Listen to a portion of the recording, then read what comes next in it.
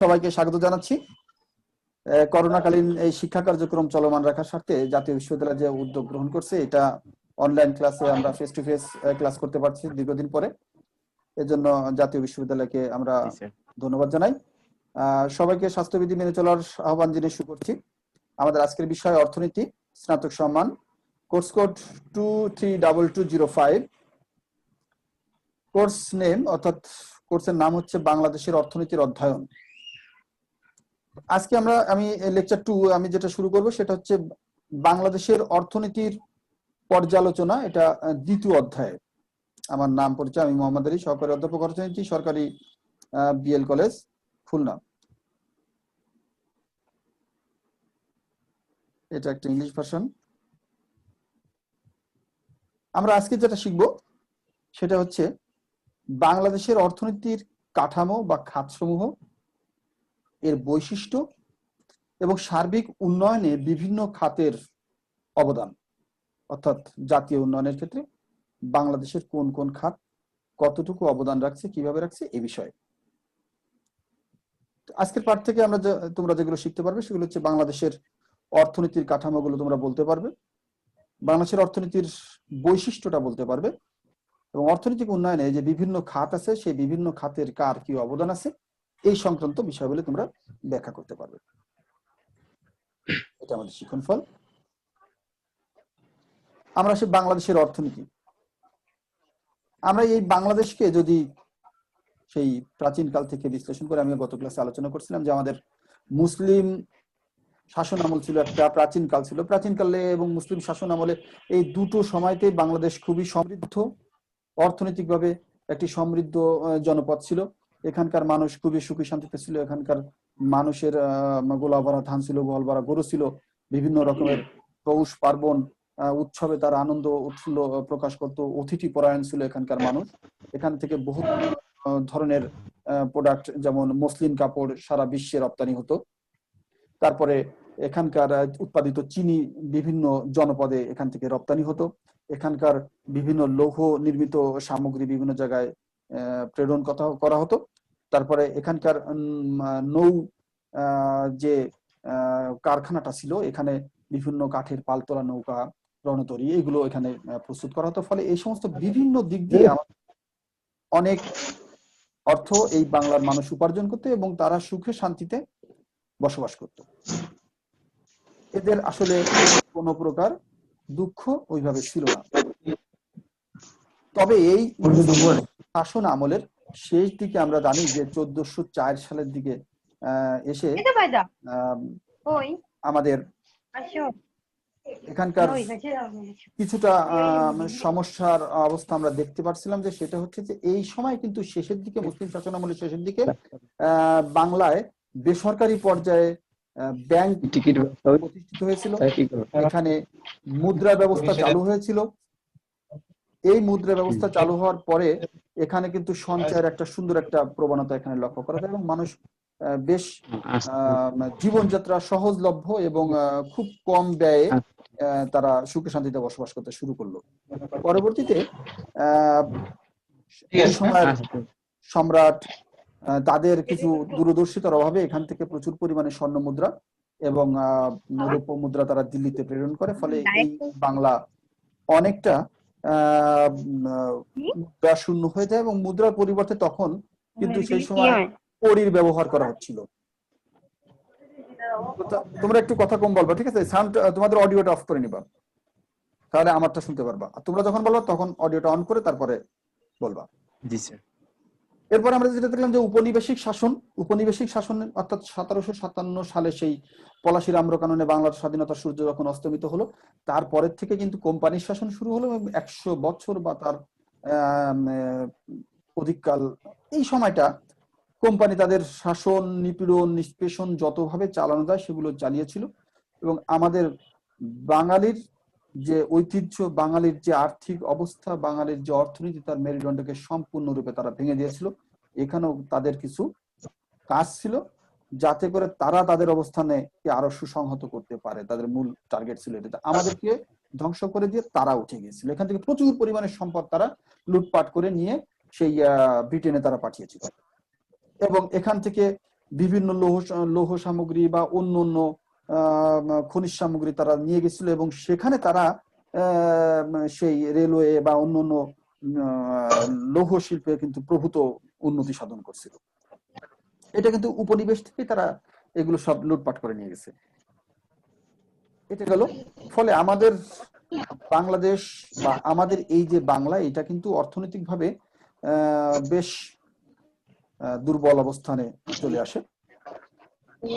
এরপরে যেটা আসে পাকিস্তানি আমল, যে 1947 সালে দেশ বিভাগের পরে আমরা এক প্রকার স্বাধীনতা লাভ করেছিলাম, কিন্তু বাস্তবে সেটা স্বাধীনতা ছিল না। এটা আর এক প্রকার উপনিবেশের ভিতরে আমরা চলে গেলাম, আর এক প্রকার শোষণ বঞ্চনার ভিতরে আমরা চলে গেলাম। এরকম আমরা একটা অবস্থা তৈরি হলো। পাকিস্তানিরা আমাদেরকে বিমাতা সুলভ আচরণ করলো। তারা মনে করলো যে তারা হচ্ছে মালিক, আর আমরা হচ্ছি বাড়ির ওই যে গৃহস্থলী দেখাশোনা করে যারা, এরকম। তারা প্রত্যেকটা জায়গায় তারা নিজেদের স্বার্থটাই দেখলো। তারা ছিল 44%, আমরা ছিলাম 56%। অথচ তারা ম্যাক্সিমাম জায়গায় তারা 75%-এর উপরে তারা কনজিউম করতো, আর আমাদের 25%। আমাদের এখানে শিল্প কলকারখানা খুব একটা স্থাপন তারা করতো না। এখান থেকে উৎপাদিত দ্রব্য সামগ্রী তারা নিয়ে যেত, এখান থেকে মুদ্রা পাচার করতো, এবং বিভিন্ন রকমের এরকম সমস্যা তারা তৈরি করেছিল। এটা হচ্ছে পাকিস্তানি আমল। এবং এই সমস্ত কারণে মানুষ যখন তার স্বাধীনতা, মানুষ যখন তার সার্বভৌমত্ব থেকে বঞ্চিত হতে লাগলো, তার অধিকার থেকে বঞ্চিত হতে লাগলো, ঠিক তখনই আমাদের স্বাধীন বাংলাদেশের অভ্যুদয়ের একটা প্রশ্ন চলে আসলো। তখন আমাদের সেই হাজার বছরের শ্রেষ্ঠ বাঙালি জাতির জনক বঙ্গবন্ধু শেখ মুজিবুর রহমান, তার এই যে ডাকে সাড়া দিয়ে আমাদের 9 মাস ব্যাপী যে রক্তক্ষয়ী সংঘর্ষ হলো, সেখান থেকে আমরা একটি স্বাধীন দেশ, লাল সবুজের একটি পতাকা আমরা পেলাম। এবং তারপরে আমাদের যে দেশটি আমরা পেয়েছিলাম, আসলে একটি যুদ্ধ বিধ্বস্ত দেশের অর্থনীতি বলতে কিছু থাকে না। কোন যুদ্ধ বিধ্বস্ত দেশ যুদ্ধ করে জয়লাভ করে কিন্তু ওইভাবে আর অর্থ সম্পদ নিয়ে দাঁড়াতে পারে না। তাদের কিন্তু আস্তে আস্তে আস্তে আস্তে সেই জিরোর থেকে আবার হিরোর দিকে। বাংলাদেশের অবস্থা ঠিক তেমন ছিল, যে বাংলাদেশকে নিয়ে তৎকালীন হেনরি কিসিঞ্জার, মার্কিন পররাষ্ট্রমন্ত্রী, উনি বলেছিলেন যে এটা একটা বটমলেস বাস্কেট, মানে তলাবিহীন ঝুড়ি। ওকে যতই দাও না কেন, ওই মাথা দিয়ে পড়ে যাবে। ওর কোনো, ওকে কেউ দিয়ে খাওয়ায় ওকে আর ঠিক রাখতে পারবে না। আর এই দেশ কখনো কোনো অবস্থাতেই উন্নতি হওয়া সম্ভব নয়। আর সেই কথা আমরা কিন্তু ভুল প্রমাণ করে আসছি, যে 2015 সালে যে আমাদের মধ্যম আয়ের দেশে, অর্থাৎ অনুন্নত দেশের থেকে আমরা উন্নয়নশীল দেশের তালিকায় কিন্তু আমরা ঢুকে গেছি, এবং আমাদের জিডিপি যথেষ্ট পরিমাণে বাড়ছে, আমাদের মাথা পিছু আয় বাড়ছে।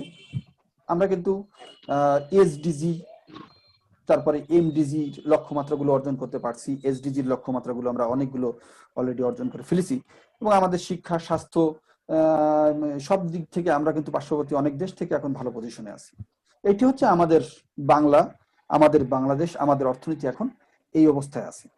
এটা হলো বাংলাদেশের অর্থনীতি। অর্থাৎ বাংলাদেশের অর্থনীতি মূলত আমাদের এই কয়টা বিষয়ের উপরে, কৃষি, শিল্প, তারপরে সেবা, এই 3টি বিষয়ের সমন্বয়ে গড়ে উঠছে।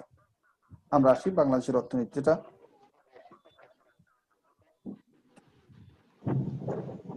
বাংলাদেশের অর্থনীতি মূলত 3টি খাতের সমন্বয়ে, আমি আগেই বলে আসলাম।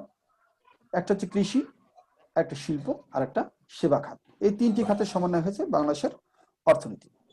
এখন দেখি আমাদের কোন খাতের কি অবস্থা আছে। কৃষি খাত।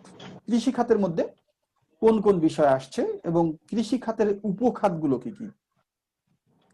কৃষি খাত বলতে আমরা শুধু ধান চাষ করা, গম চাষ করা এই বিষয়টাকে বুঝবো না। কৃষির ভিতরে আমাদের এটা তো থাকবে যে ফসল উৎপাদন একটা বিষয়, আর হাঁস মুরগি পালন, এটা কিন্তু কৃষির একটা উপখাত। মৎস্য চাষ কৃষির একটা উপখাত। বনায়ন, এটাও কিন্তু একটা কৃষির উপখাত। দেখো এখানে ফসল উৎপাদন বলতে আমরা ধান চাষ করা, গম চাষ করা, বিভিন্ন প্রকার তেল বীজ, বিভিন্ন প্রকার ডাল, এই ধরনের যে বিষয়গুলো আছে, এটা কিন্তু বাংলাদেশের সে প্রাচীনকাল থেকেই ছিল, এখনো আছে। আমরা হাঁস মুরগির পালন বাড়িতে বাড়িতে চাষ হতো আগে, আর এখন কিন্তু ওইটা কিন্তু বাণিজ্যিক ভাবে হচ্ছে। পোল্ট্রি ফার্ম যেটাকে বলা হয়, কোয়েল পালন হচ্ছে, বিভিন্ন মুরগির চাষ হচ্ছে, টার্কি মুরগির চাষ হচ্ছে, বাণিজ্যিকভাবে হাঁসের চাষ হচ্ছে, এরকম হাঁস মুরগি পালন, এটা একটা কিন্তু বেশ একটা উপখাতে পরিণত হয়েছে, এখান থেকে কিন্তু বেশ মূল্য সংযোজন আমাদের অর্থনীতিতে ঘটছে। মৎস্য চাষ, অর্থাৎ প্ল্যান করে মাছের চাষ করা, ঘেরের মধ্যে বিভিন্ন গলদা চিংড়ি, বাগদা চিংড়ি, বিভিন্ন দেশি মাছ, ইদানিং আবার আরেকটা পদ্ধতি চলে আসছে বায়োফ্লক, তোমরা বোধহয় এটা দেখে থাকবে। এটাতে অল্প জায়গার ভিতরে অধিক পরিমাণে মাছের চাষের একটা বিষয় আমরা লক্ষ্য করছি। এরপর হচ্ছে বনায়ন, গাছগাছালি লাগানো, নার্সারি করা, অর্থাৎ ফলজ গাছ, বনজ গাছ, এই বিষয়গুলো লাগানো। ফলমূলের চাষ করা, ফলমূলের চাষ বাণিজ্যিকভাবে এখন বিভিন্ন জায়গায়, আগে আমরা ছোটকালে দেখছি যে শুধুমাত্র আম, কিন্তু আমরা ওই রাজশাহী দিনাজপুর থেকে আম আসবে সেই আম, কিন্তু এখন কিন্তু আমের চাষ কিন্তু আমাদের সাতক্ষীরা অঞ্চল, যশোর অঞ্চল, অনেক জায়গায় কিন্তু প্রচুর পরিমাণে আমের চাহিদা উৎপাদন হচ্ছে, এবং আমাদের যে পরিমাণে জনসংখ্যা বাড়ছে এখন কিন্তু আর মানুষের, তারপরেও কিন্তু প্রচুর পরিমাণে আম কিন্তু মানুষের কাছে এখন সহজলভ্য হয়ে গেছে। এবং এখন বলা যায় সারা বছরই কম বেশি বিভিন্ন প্রকার আমের জাত উৎপাদনের কারণে এইটা কিন্তু চলে, আম পাওয়া যাচ্ছে। এরপর যেটা আসবে আমাদের উদ্যান এবং নার্সারি, এই একটা বিষয়। হয়তো তুমি একটা ফুলের গাছ এনে বাড়িতে লাগালে, আরেকজনে আরেকটা লাগালো, আরেকজনে আরেকটা লাগালো, কেউ একটা ফুলের ই করলো, কিন্তু এই কাজটা যে লোক করতেছে, একটা নার্সারি করছে, তার ওখানে কিন্তু 500 কি 1000 2000 গাছ আছে, সে কিন্তু এর দ্বারা তার জীবিকাও নির্বাহ করতেছে, আরো বেশি কিছু আয়ও করতে পারতেছে। এটাও কিন্তু একটা কৃষি উপখাতে পরিণত হয়ে গেছে। অনেকে প্রচুর পরিমাণে গাছের উৎপাদন করতেছে, আমরা এই বৃক্ষ মেলা করি বা অন্যান্য সময় গাছ, সামাজিক বনায়ন কর্মসূচি যখন করি, প্রচুর পরিমাণে গাছ আমরা ক্রয় করি এবং এগুলো লাগাই। এটা হচ্ছে আমাদের উদ্যান এবং নার্সারি। আর একটা বিষয় আছে শাকসবজির চাষ, এইটাও কিন্তু এখন বাণিজ্যিক ভিত্তিতে হচ্ছে, কারণ আমাদের যে পরিমাণে জনসংখ্যা বাড়ছে সেই অনুযায়ী এই চাহিদা কিন্তু শাকসবজির চাষের ঠিক মতো হচ্ছে বলে আমরা এটা পাচ্ছি। আদারওয়াইজ কিন্তু আমাদের দেখা যাচ্ছে এই জায়গায় আমাদের পুষ্টির ঘাটতি থেকে যেত বা অনেক সমস্যা আমরা ফেস করতাম। এই সবগুলো খাতই মূলত কৃষির উপখাত। এ দেখি আমরা এবার শিল্প খাতগুলো কি কি আছে। বাংলাদেশের শিল্প খাত, আমরা বাংলাদেশের শিল্পের ভিতরে কি কি পাই? এক হচ্ছে মাঝারি শিল্প, একটা বৃহৎ শিল্প, একটা ক্ষুদ্র শিল্প। বৃহৎ শিল্প কি? ভারী যন্ত্রপাতি তৈরি হয়, অনেক লোক সংখ্যার দরকার হয়, ব্যাপক এখানে মূলধনের প্রয়োজন হয়, এটা। মাঝারি শিল্প, এখানে ওর থেকে একটু কম, কিন্তু সেটাও আমাদের প্রায় বৃহৎ শিল্পের কাছাকাছি। ক্ষুদ্র শিল্প, এটা ছোট ছোট কতগুলো ব্যক্তিগত উদ্যোগে, সামাজিক উদ্যোগে এগুলো গড়ে উঠতে পারে। কুটির শিল্প, বাড়িতে বসে যেগুলো করা হয়ে থাকে। পোশাক শিল্প বর্তমান সময়ের কিন্তু একটা সবচেয়ে আলোচিত একটি শিল্প বাংলাদেশের, এবং বাংলাদেশের যে টোটাল যে জাতীয় আয় তার অধিকাংশ কিন্তু এই পোশাক শিল্প থেকে আসে, কারণ এখান থেকে বিদেশে রপ্তানি করে যেমন টাকা পাওয়া যায়, তেমনি ভাবে এই শিল্পের সাথে কয়েক লক্ষ শ্রমিক কিন্তু তাদের জীবিকা নির্বাহ করে আসছে, তাদের কর্মসংস্থানের ব্যবস্থা হচ্ছে। ফলে এই সময়ে তৈরি পোশাক শিল্প আমাদের একটা গুরুত্বপূর্ণ শিল্প। নির্মাণ শিল্প, এখন সময় দেখবা যে এই নির্মাণটা কিন্তু আগে কোন এক সময় নির্মাণ শিল্প ছিল না, বা বিভিন্ন ঘর বাড়ি নির্মাণ করা, বাণিজ্যিক ভিত্তিতে বড় বড় শিল্প কলকারখানা, বিল্ডিং, ইমারত তৈরি করার যে বিষয়টা আছে, এটা কিন্তু এই নির্মাণ শিল্পের উপরে পড়বে। এখন আমাদের যেটাকে বলে রিয়েল এস্টেট কোম্পানিগুলো, তারা জায়গা কেনে আর 10 তলা 20 তলা করে বিল্ডিং করে এবং এখান থেকে ফ্ল্যাট তৈরি করে তারা বিক্রয় করে থাকে। এটা নির্মাণ শিল্প। কে যেন হাত উঁচু করলো, দেখি টু পার্টিসিপেন্টস কে কে আছে, সুমাইয়া দিলাম। হ্যাঁ, কিছু বলবো নাকি? আরো 2 জন ওয়েটিং করছে, তাহলে আমাদের হ্যাঁ, এবার আমাদের আছে খনিজ শিল্প, আমাদের আরো একটা শিল্প আছে, সেটা হচ্ছে খনিজ শিল্প। এই শিল্পে এখানেও কিন্তু অনেক লোক তাদের জীবিকা নির্বাহ করছে।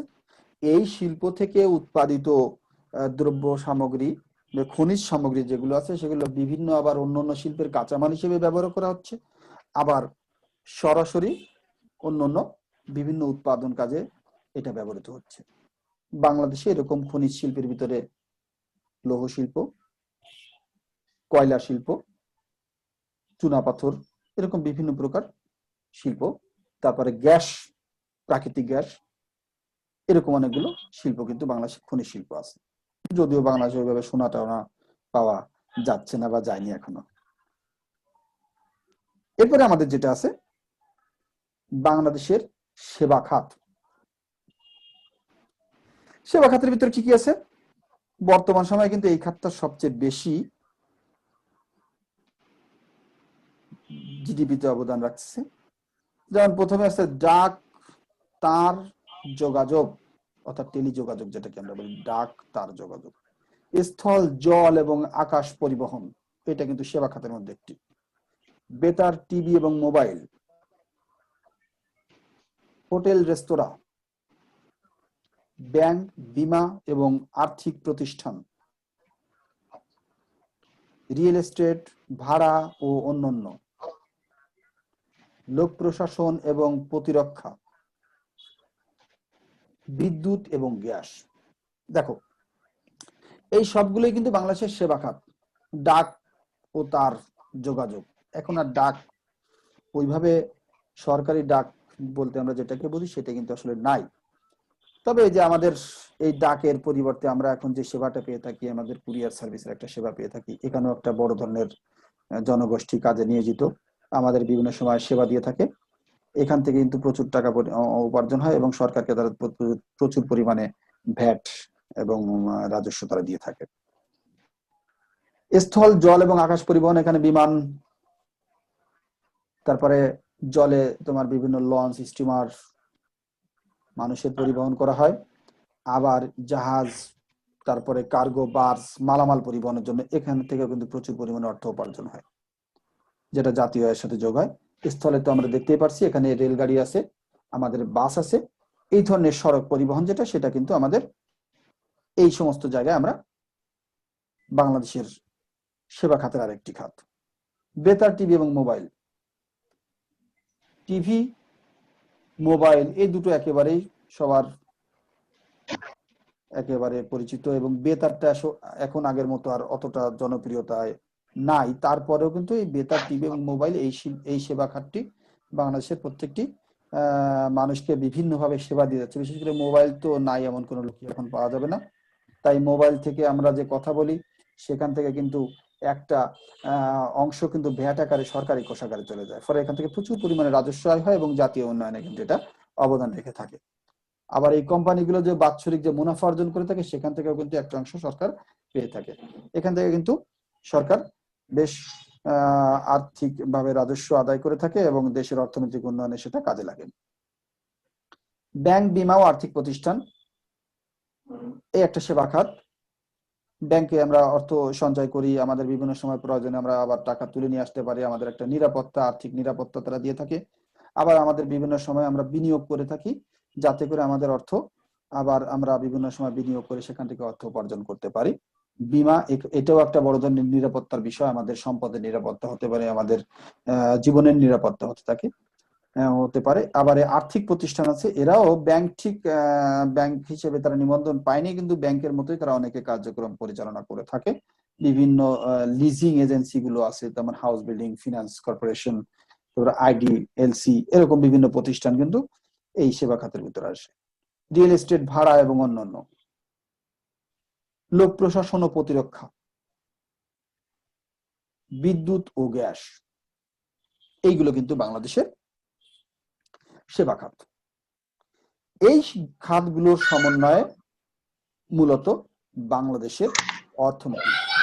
আমি যেটা বললাম যে একটা হচ্ছে কৃষি খাত, শিল্প খাত, এবং সেবা খাত। বাংলাদেশের অর্থনীতি মূলত এই তিনটি খাতের সমন্বয়, এবং প্রত্যেকটি খাতের কিন্তু অনেকগুলো করে উপখাত রয়েছে।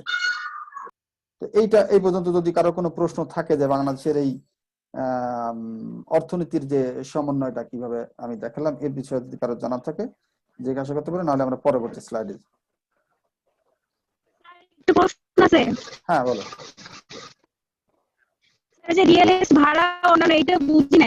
রিয়েল এস্টেট হচ্ছে তোমাদের এরা ওই যে বিভিন্ন জায়গায় জমি কেনে, বা তোমার জমি আছে ওখানে বিল্ডিং করলো, দেখা যাচ্ছে তোমার সাথে কন্ট্রাক্ট হয়েছে, ঠিক আছে তোমাকে আমি এতটুকু জমি আছে, তোমাকে এতগুলো ফ্ল্যাট করবো এখানে, তোমাকে এত এই কয়টা দেবো, আর বাদ বাকি আমাদের।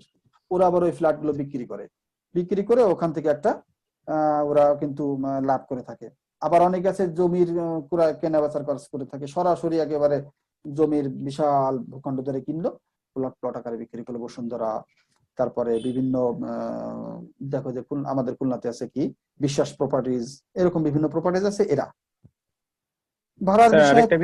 হ্যাঁ, হোটেল ও রেস্তোরাঁ, এটা হ্যাঁ হোটেল আর রেস্তোরাঁ এটা আমরা আসলে একভাবেই বুঝি, কিন্তু প্রকৃতপক্ষে হোটেল এবং রেস্তোরাঁর ভিতর পার্থক্য আছে। রেস্তোরাঁ হচ্ছে সেই জায়গা যেখানে বসে খাওয়া যাবে, আর হোটেল হচ্ছে সেই জায়গা যেখানে তুমি থাকতে পারবে।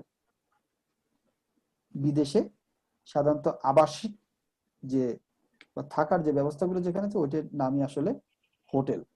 আর রেস্তোরাঁ বা রেস্টুরেন্ট যেটা, সেখানে শুধুমাত্র তুমি খেয়ে চলে আসতে পারবে, ওখানে থাকা যাবে না। আমরা আসলে এক অর্থে বুঝি বাংলাদেশে আসলে এরকম স্পেসিফাইড নাই, যে জায়গায় খাবে সেখানে উপরে হয়তো থাকার ব্যবস্থা আছে, বা তাদের রেস্তোরাঁ আছে, হোটেল আছে, তাদেরই রেস্তোরাঁ আছে, এরকম। এই জন্য আসলে হ্যাঁ বলো।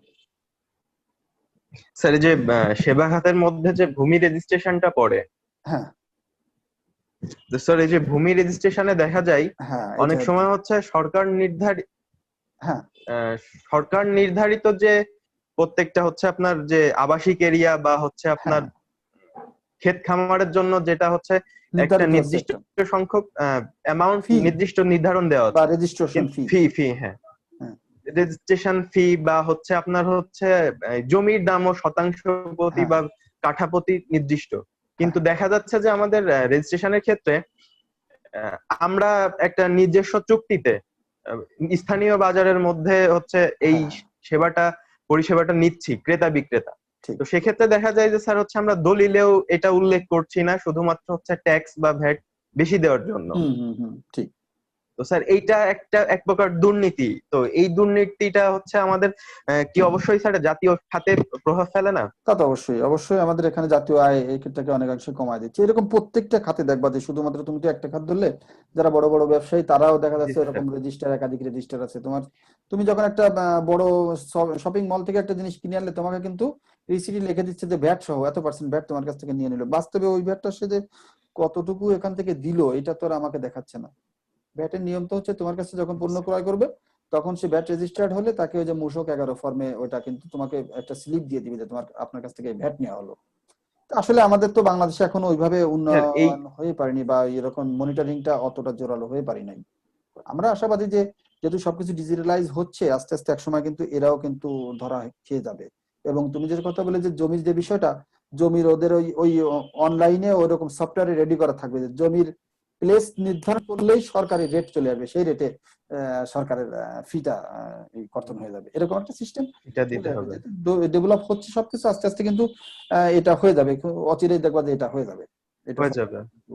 কারণ এটা কিন্তু আমরা দেখছি যে এটা কিন্তু প্রত্যেক লোকে জানে, সরকারও কিন্তু এটা বুঝছে, কিন্তু এই মুহূর্তে তাদের সিস্টেমের কারণে কিন্তু ধরতে পারতেছে না। সিস্টেমটা যখন ডেভেলপ হয়ে যাবে তখন দেখবা যে এই লোকগুলো আর মানে আমরা অ্যানালগ সিস্টেমে থাকার কারণে আমরা বলতেই তো পারি স্যার যে আমরা অবশ্যই অনেক রাজস্ব হারাচ্ছি। অবশ্যই অবশ্যই অবশ্যই অ্যানালগে থাকার কারণে আমাদের অনেক রাজস্ব, এই যে এখন ইদানিং যে রাজস্ব বাড়ছে এটা কিন্তু ডিজিটালাইজড হওয়ার কারণেই কিন্তু অনেক রাজস্ব বাড়ছে হওয়ার কারণে। হ্যাঁ ঠিক আছে, আমরা পরবর্তী স্লাইডে যাই। ধন্যবাদ স্যার। আরো আছে, তাহলে এই স্লাইডে আছে আমাদের শিক্ষা এবং স্বাস্থ্য। এইটা একটা আমাদের বাংলাদেশের সেবা খাত। শিক্ষা হচ্ছে আমরা দেখছি প্রাথমিক অবস্থায় যে এখান থেকে হয়তো আমাদের শুধু বিনিয়োগ করতেই হচ্ছে, কিন্তু এই শিক্ষা খাতে বিনিয়োগ করে কিন্তু আমরা দক্ষ মানব সম্পদ তৈরি করতে পারতেছি, সেই মানব সম্পদই পরবর্তীতে দেশের উন্নয়নে কাজে লাগতেছে। তারপরে আমাদের স্বাস্থ্য খাত, স্বাস্থ্য যদি ভালো না থাকে, এই যে আমরা করোনাকালীন আমরা দেখলাম যে স্বাস্থ্য সেবা যদি ভালো না হয় তো কি হতে পারে, যে আমরা কিন্তু অলরেডি হাড়ে হাড়ে টের পেয়ে গেলাম যে এই কয়েকটা মাসে মানুষ যে আসলে প্রচুর টাকা পয়সা থাকলে যে একটা জীবন বাঁচতে পারে না, এটা কিন্তু আমরা এই কয়েকটা মাসে অন্তত জি স্যার। উপলব্ধি করতে পারছি। আর জি স্যার। নিজে যে শুধু ভালো থাকা যায় না, যে নিজে ভালো থাকলাম আমার প্রতিবেশী বা আমার বাড়ি অন্যরা সব আক্রান্ত হলো বা বিপদে পড়লো, সেটাও যে ভালো না, এটাও কিন্তু মানুষ উপলব্ধি করতে পারছে। শুধু ভালোটা নিজে থাকা যাবে না, সবাইকে নিয়েই ভালো থাকতে হবে। এরপর হচ্ছে ব্যক্তিগত এবং সামাজিক সেবা, এটাও আমাদের বাংলাদেশের সেবা খাত। যদিও এই সমস্ত ব্যক্তিগত এবং সামাজিক সেবাটা প্রকৃতপক্ষে আর্থিক মূল্যায়নটা ওইভাবে করা যায় না।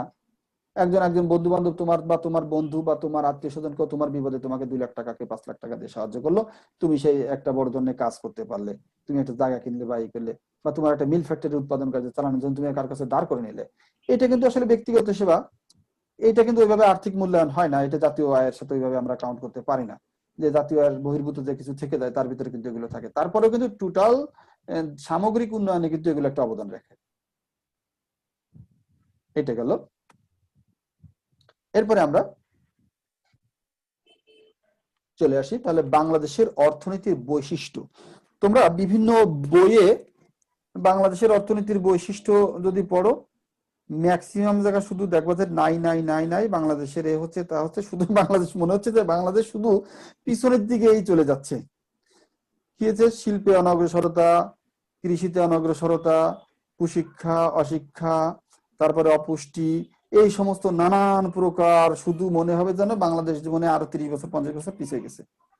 কিন্তু না, যেহেতু আমাদের যে প্রমাণ আছে, আমাদের যে ডাটা আছে, সেটাই বলছে বাংলাদেশ অতটা তো পিছায়নি, কিছু কিছু এগিয়ে গেছে। যেমন শিল্প উন্নয়নের কর্মসূচি, সরকার কিন্তু শিল্প উন্নয়নের জন্য বিভিন্ন ধরনের কর্মসূচি গ্রহণ করছে, যাতে আমাদের এই শিল্পগুলো আরো বেশি টেকসই, আরো বেশি উন্নয়নক্ষম হতে পারে, যেখান থেকে আরো বেশি রাজস্ব আসতে পারে, যেখানে আরো বেশি কর্মসংস্থান করা যেতে পারে। এই জন্য বিভিন্ন রকমের শিল্পের নিরাপত্তা বৃদ্ধি করা, বিদেশিদের শিল্প স্থাপনের জন্য ট্যাক্স হলিডে ঘোষণা করে দেওয়া, তারপরে বিদেশের বাজারে যাতে বাংলাদেশের শিল্পগুলো সহজে তাদের প্রোডাক্টগুলোকে বিক্রয় করতে পারে, এই ধরনের নানামুখী কিন্তু উদ্যোগ কিন্তু সরকার গ্রহণ করছে। ফলে আমাদের শিল্পের উন্নয়ন ঘটতেছে এবং প্রতি বছরই আমাদের জিডিপিতে শিল্পের অবদান কিন্তু বাড়তেছে, যেটা আমার 2005-6 সালে ছিল 25%, 39%, সেটাই কিন্তু 2017-18-তে এসে এটার পরিমাণ দাঁড়ায় গেছে 33.171%। তার মানে 25 থেকে 33, তার মানে শিল্পের যে অবদান জিডিপিতে সেটা কিন্তু ক্রমান্বয়ে বাড়তেছে। এটা কিন্তু আমাদের একটা পজিটিভ দিক।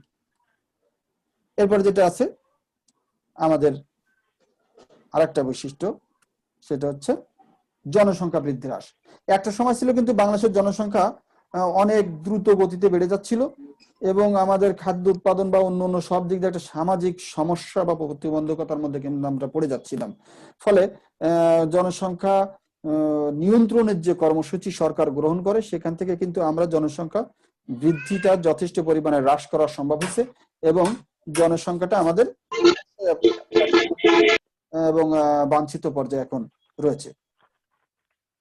কৃষির ক্রমোন্নতি, কৃষিতে কিন্তু আমরা আগে সেই সনাতন পদ্ধতির চাষবাস ছিল, এখন কিন্তু ম্যাক্সিমাম জায়গায় কিন্তু উন্নয়নের ছোঁয়া লাগতেছে। আমরা কলের লাঙল ব্যবহার করতেছি, আমরা ধান কাটার জন্য কিন্তু হারভেস্টার যেগুলো আছে সেগুলো ব্যবহার করতে পারছি, আমরা রাসায়নিক সারের ব্যবহার আমরা কি করছি, আমাদের কৃষি যে সরকারের বিভাগ আছে সেখান থেকে কৃষকদের নানা সময় প্রশিক্ষণ দেওয়া হচ্ছে, আমাদের বিভিন্ন রকম ফলমূলের চাষের জন্য প্রশিক্ষণ দেওয়া হচ্ছে। আমাদের দেখা যাচ্ছে বাংলাদেশে কিন্তু আমরা নানান প্রকার ফলমূল এখন দেখতে পাচ্ছি, যে নতুন নতুন আমরা ফল পাচ্ছি, ড্রাগন পাচ্ছি, আমরা তোমাদের এই যে স্ট্রবেরি পাচ্ছি, এরকম নানান প্রকার বিদেশি ফলও কিন্তু আমরা এখান থেকে উৎপাদন করতেছি।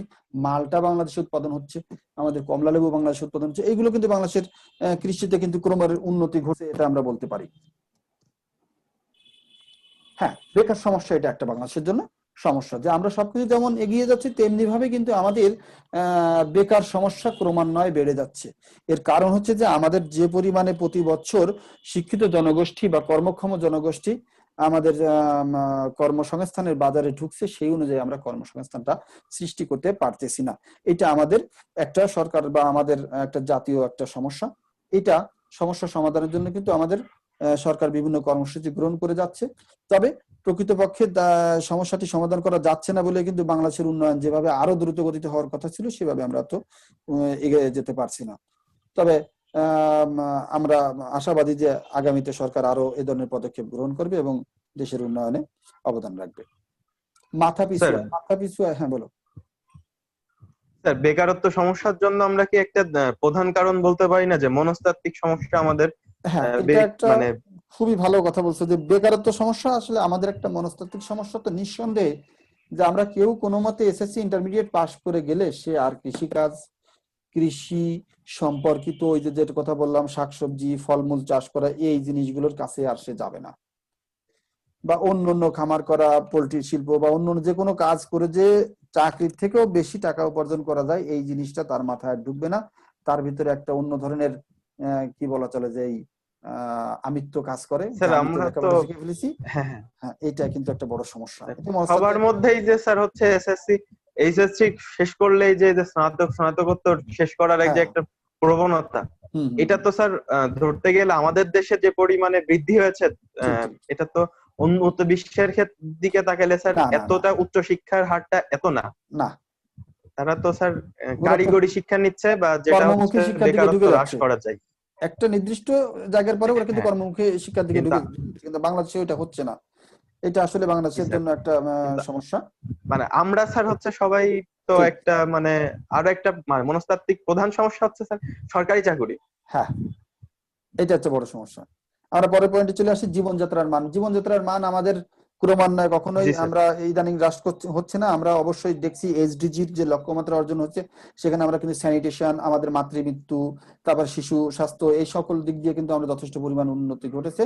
আমাদের মাথা পিছু আয়ও কিন্তু বেড়ে গেছে। ইতোমধ্যে আমাদের সর্বশেষ হিসাবে আমরা 2064 মার্কিন ডলার বোধহয় আমাদের মাথা পিছু আয়, যেটা বোধহয় আগস্ট মাসে আমরা এটা প্রাক্কলন হয়েছে।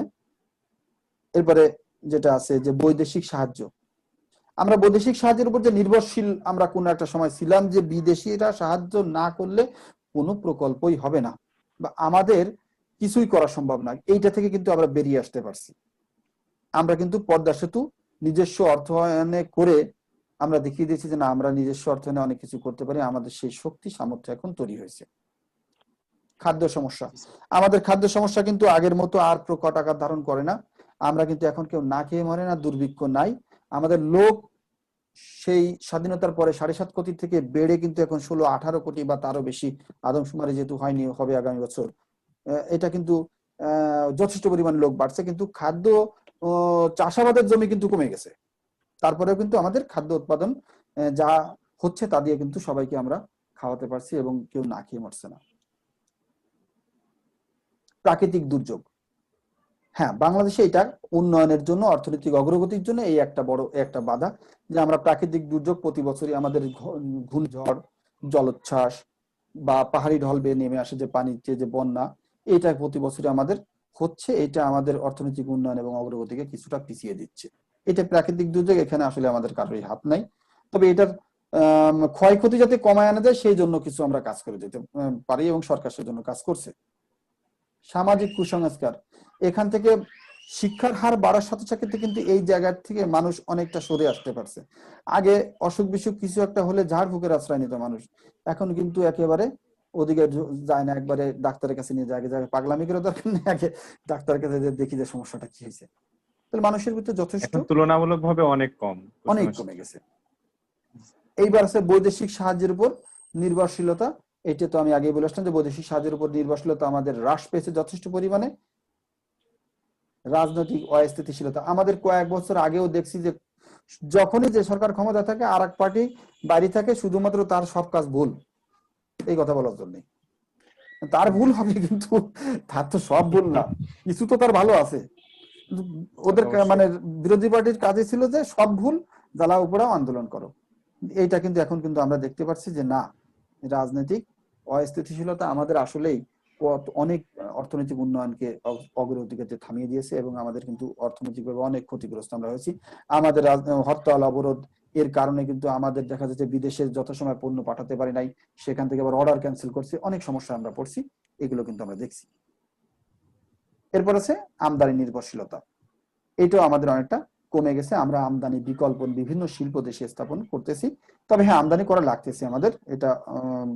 এই যে আরেকটা বিষয় হচ্ছে দক্ষ উদ্যোক্তার অভাব, আমাদের দেশে কিন্তু উদ্যোক্তা শ্রেণী কিছু অভাব আছে, যে আমরা সেভাবে উদ্যোক্তা শ্রেণী তৈরি করতে পারতেছি না বলে কিন্তু আমরা কর্মসংস্থানটা বাড়াতে পারতেছি না। তো তুমি যে কথা বলে যে আসলে আমরা শিক্ষিত বেকার হচ্ছে কিন্তু মনস্তাত্ত্বিক কারণে, এইটা কিন্তু আমরা উদ্যোক্তা বা উদ্যোগ নাই আমাদের ভিতরে। তাই রেমিটেন্সের প্রবাহ বৃদ্ধি কয়েকটা বছর ধরে, এবং আমাদের এই করোনাকালীন সময়ও আমাদের কিন্তু রেমিটেন্সের রেকর্ড পরিমাণ স্যার, 38 রেকর্ড বিলিয়ন পরিমাণ। মার্কিন ডলার। হ্যাঁ, জি, এটা কিন্তু আমরা বেশ ভালো একটা অবস্থানে আছি এবং বাংলাদেশের অর্থনীতিতে বড় ধরনের এটা অবদান রাখতেছে। এরপরে আমরা চলে আসি বাংলাদেশের অর্থনীতির কাঠামো বা খাত। এটাকে আমরা প্রথমত 3 ভাগে ভাগ করতে পারি, একটা উৎপাদন ভিত্তিক খাত, একটা মালিকানা ভিত্তিক খাত, একটা অঞ্চল ভিত্তিক খাত। উৎপাদন ভিত্তিক খাতকে আমরা আবার 3 ভাগে ভাগ করতে পারি, কৃষি, শিল্প এবং সেবা। কৃষি ভিত্তিক খাতের ভিতর আমরা আগে আলোচনা করলাম ফসল উৎপাদন, হাঁস মুরগি পালন, মৎস্য চাষ, বনায়ন, ফলমূল। মালিকানা ভিত্তিক খাতের ভিতরে আছে সরকারি, বেসরকারি খাত। অঞ্চল ভিত্তিক খাতের ভিতরে আছে গ্রামীণ খাত, শহরের খাত। এবার বিভিন্ন খাতের অবদান, যেহেতু সময় আমাদের খুবই সংক্ষেপ হয়ে গেছে, আমরা জিডিপিতে বিভিন্ন খাত আমরা একটি পর্যালোচনা দেখেছি, যে সেখান থেকে আমরা 2019 সালে যে অর্থনৈতিক সমীক্ষা, সেখান থেকে আমরা দেখেছি যে উৎপাদন খাতে বাংলাদেশের 2,56,117 কোটি টাকা মূল্য সংযোজন হয়, এবং এটার পরিমাণ প্রায় 24.8%। খুচরা এবং পাইকারি ব্যবসা থেকে প্রায় 13.92% মূল্য সংযোজন হয়, পরিবহন খাত থেকে 10.45%। কৃষি, তাহলে আমাদের জিডিপিতে যে অনেকগুলো খাত আমরা দেখছিলাম, সেখানে কৃষি এবং বনায়ন এই খাতের কিন্তু অবদান আমরা বিগত 2019 সালে যেটা প্রাক্কলন করা হয়েছিল, সেটা হচ্ছে 10.2% এটা অবদান রাখছে, এবং তাতে 1,07,000 কোটি টাকা মূল্য সংযোজন হয়েছে। নির্মাণ খাত 7.63, যা 81,113 কোটি টাকার মূল্য সংযোজন করে। অন্য খাত তারা এর ভিতরে আছে আমাদের বিভিন্ন ধরনের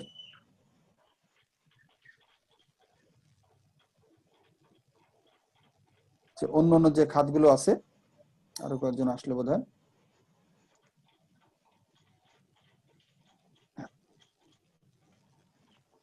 এই যে আমরা যেটা দেখলাম যে অন্য খাতে আছে প্রায় কত শতাংশ, 33%।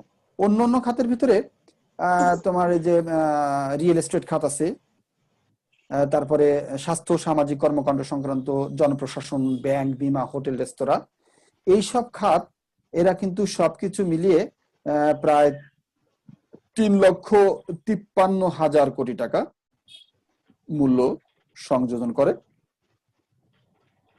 যেটা অর্থনীতিতে আমরা উন্নয়নের ক্ষেত্রে ব্যাপক অবদান রাখে।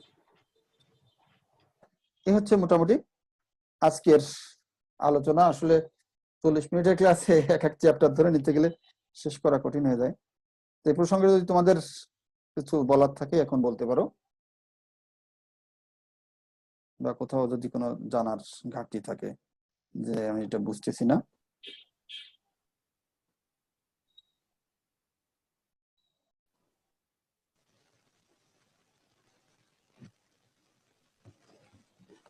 আমরা কালকে আবার অন্য আরেকটা ক্লাস নিয়ে করব, আমি মেসেঞ্জারে জানা দিবানি টাইমটা, যাতে সুদের সাথে আলাপ করে। হ্যাঁ বলো।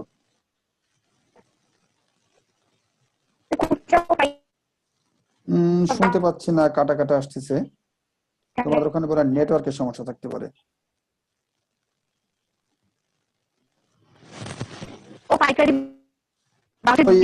খুচরা ও পাইকারি ব্যবসা, খুচরা পাইকারি ব্যবসাটা বুঝতেছে না, তাই তো?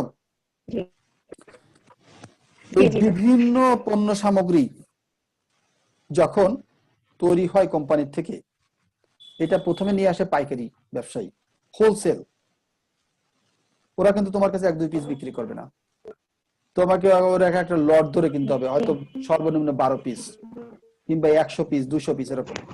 তা ওরা একটা রেট পায়, ওরা কমে আনতে পারে, ওরা যখন খুচরা পর্যায়ে বিক্রি করবে সেটা ওরা আর একটা রেট দিয়ে বিক্রি করে।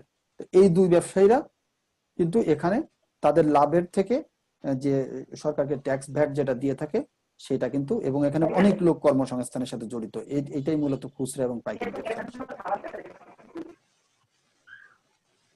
নির্মাণ খাতটা কিভাবে? আর নির্মাণ খাতটা হচ্ছে যে এখানে যে রিয়েল এস্টেট ফার্ম খাতগুলো, বিভিন্ন রাস্তা নির্মাণ বিভিন্ন কোম্পানি করে না, আব্দুল মোনেম লিমিটেড, আমাদের এই যে পদ্মা সেতুতে বিশাল তারা কাজ করতেছে, এরকম অনেকগুলো খাত আছে। এটা নির্মাণ খাত, যেমন রাস্তা নির্মাণের জন্য, বড় বড় ব্রিজ কালভার্ট নির্মাণের জন্য, তারপরে তোমার জায়গা কিনে সেখানে বিল্ডিং করে ফ্ল্যাট বিক্রয় করবে, এরকম যে খাতগুলো, এটা হচ্ছে নির্মাণ খাত। আর কৃষি ও বনায়ন, এটা তো বুঝতেই পারছো। এই হচ্ছে, তো এটা হচ্ছে মূলত আমাদের আজকের আলোচনা। আমি কালকে ক্লাসের টাইমটা আমি পরে মেসেঞ্জারে দিয়ে দিব। তো তোমরা সবাই ভালো থাকবে, সুস্থ থাকবে, সেই প্রত্যাশায় আগামী ক্লাসে অংশগ্রহণের আমন্ত্রণ জানাচ্ছি।